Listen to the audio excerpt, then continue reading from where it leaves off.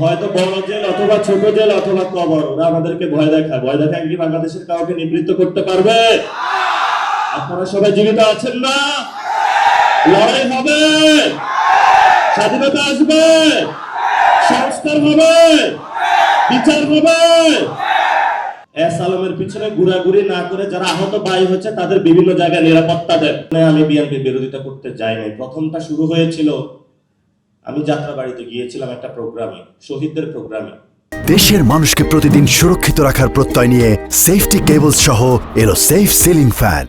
গিয়ে এক শহীদ ফ্যামিলির বাবা উনি বক্তব্য দিলেন, ওনাকে 10 লাখ টাকা অফার করা হয়েছে ওই দলের শহীদ ক্যাটাগরিতে নাম লেখানোর জন্য।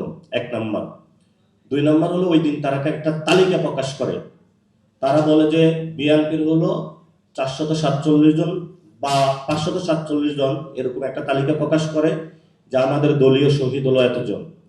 আমি বাসায় এসে একটু ঘাটাঘাটি করলাম, ঘাটাঘাটি করে দেখি এই দাবিটা সত্য নয়।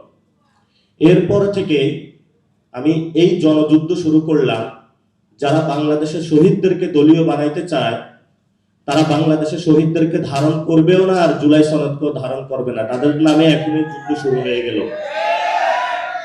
এখন অনেকে বলে যে চুপ করে যাবে, হামলা চালাবো, মামলা দেব। তো আমার এতদিন 2টা কথা ছিল, হয়তো কবর অথবা জেল। গতকালকে আমিরে জামাত আরেকটা কথা স্মরণ করিয়ে দিলেন, আয়নাঘর হইতে পারে। তো হয়তো বড় জেল অথবা ছোট জেল অথবা কবর, ওরা আমাদেরকে ভয় দেখায় কি বাংলাদেশের কাউকে নিবৃত্ত করতে পারবে? আপনারা সবাই জীবিত আছেন না? লড়াই হবে, স্বাধীনতা আসবে, সংস্কার হবে, বিচার হবে। ইনশাআল্লাহ আপনাদের নেতৃত্বেই হবে। যেভাবে আপনারা নেতৃত্ব দিয়েছিলেন 24-এ, আমরা আপনাদের নেতৃত্বে কাজ করতে প্রস্তুত আছি। মাঠ ছাড়া যাবে না। জুলাই সনদ বাংলাদেশে হবে, গণভোটের রায় বাস্তবায়ন হবে, বিচার হবে, তারপরে আমরা বাসায় যাব। এর আগে 1 সেকেন্ডের জন্য আমরা বাসায় যাব না ইনশাআল্লাহ। রাজপথে সেই লড়াইয়ের প্রস্তুতি নিন। আর এখানে লেখা আছে আলিফের চোখ ফিরিয়ে দে, ফেরত দিতে পারবে? কোথায় থেকে দিবে? নিজের তো চোখ নাই। চোখ থাকলে কি আলিফের সেই মায়া কান্নাটা দেখতো না? আলিফকে হসপিটালে দেখতে যাইতো না? আলিফের চিকিৎসার ব্যবস্থা করতো না? করেছে?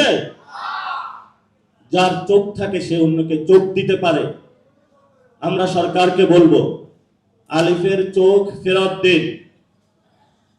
আমরা বাংলাদেশে আর কোনো সন্ত্রাসী কার্যক্রম চাই না। বাংলাদেশে আপনারা যা করছেন পুরো বাংলাদেশে, এটা আইন শৃঙ্খলা আপনাদের হাতে তুলে দিয়েছেন। আমরা স্বরাষ্ট্রমন্ত্রীকে বলবো, আপনি যদি আইনের রক্ষক নাকি বক্ষক, এটা আমরা আপনাকে প্রশ্ন তুলতে চাই।